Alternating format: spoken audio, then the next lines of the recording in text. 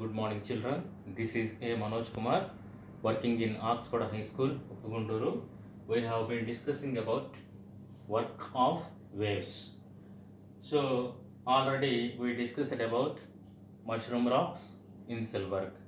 Now, regarding sand dunes, I will explain. Due to weathering and persistent wind action, there is a large accumulation of fine sand in many deserts. These form sand dunes. If you go desert area, we are able to see many interesting formations. Okay, na? Then these wind transporting sand from one place to other places. These are unstable hills, which are sandy dunes. The formation of sandy dune is like this. If you go desert area, such kind of formations we are observing. Okay, na? So these formations are called as sand dunes. Okay, now we are somebody walking upwards, then again they are downing, then afterwards they walk upwards, then they walk downwards, upwards, downwards, like that they are walking and moving in desert area. These formations are called as sand dunes. These are, that means the sand dunes are unstable hills. It's look like hills. Okay, now this formation is look like hills, unstable hills of sand. These made by the sand. These hills made by the sand. Unstable hills of sand which move with the strong winds. Whenever strong winds comes, again these formations, okay, now these sand move another place, then another formation takes place. I think you got it. Okay, na? Then these fine dust blown beyond the desert limit is deposited on neighboring lands.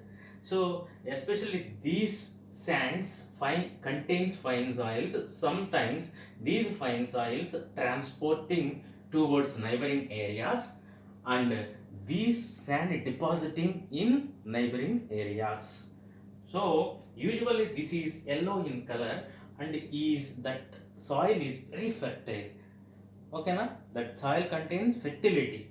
Usually this is which color? Yellow color.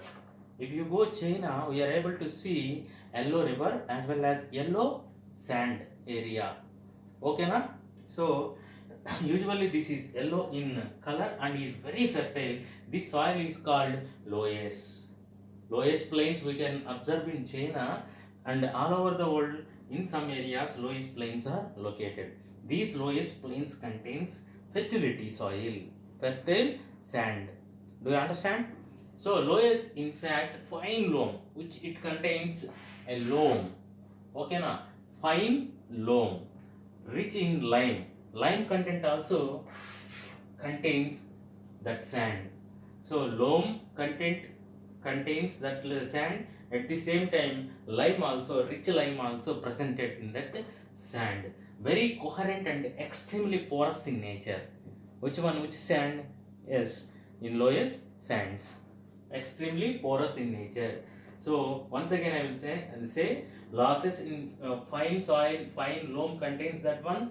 So loess, then rich in lime, very coherent and extremely porous in nature. The plains formed by the deposition of loess are called loess plains. Sometimes this definition asking in the examination, the plains formed by the deposition of loess are called loess plains. Okay, na? Loess plains contains fine loam and rich in lime also it contains, then coherent and extremely porous in nature. Okay, now different deserts are located all over the world.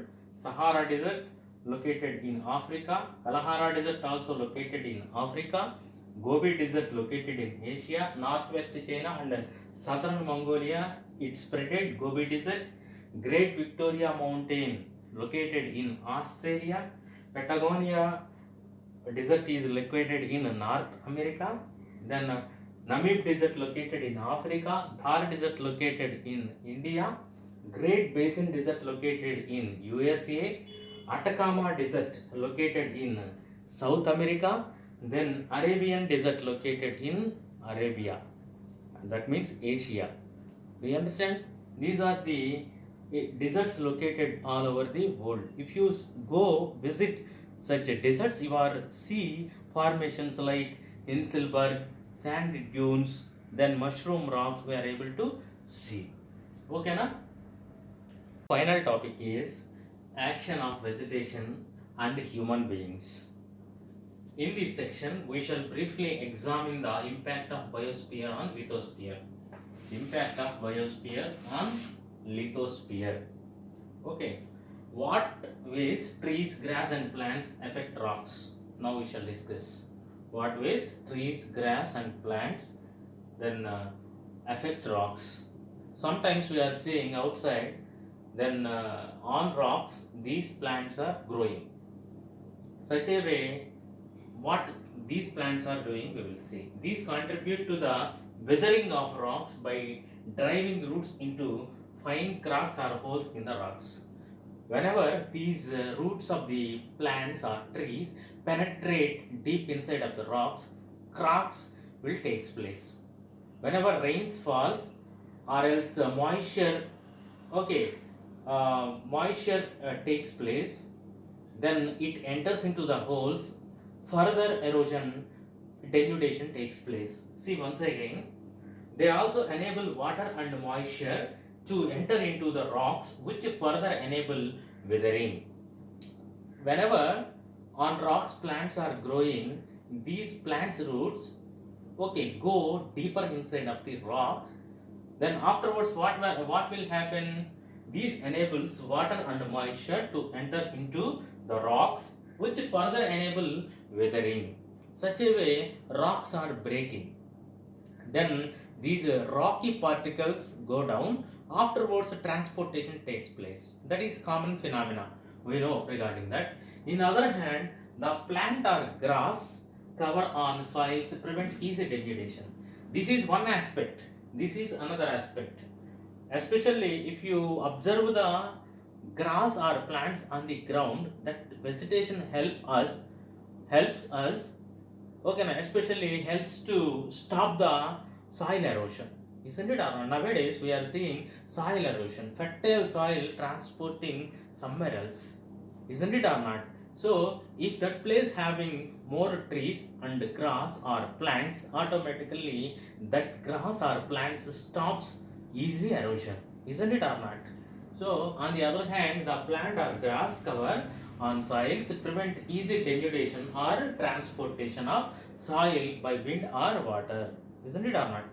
Do you understand this one? So in both aspects, it is doing a favor to human beings. Okay, human beings, especially after the industrial revolution, have had a major role in transforming the crust in which we live. That means we are breaking the hills or rocks, transporting somewhere else and constructing houses such a way we are damaging the environment. Okay, now these plants and trees one way helping us, we are creating disturbance to environment.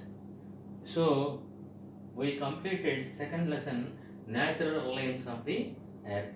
We will meet with the third lesson. Thank you very much.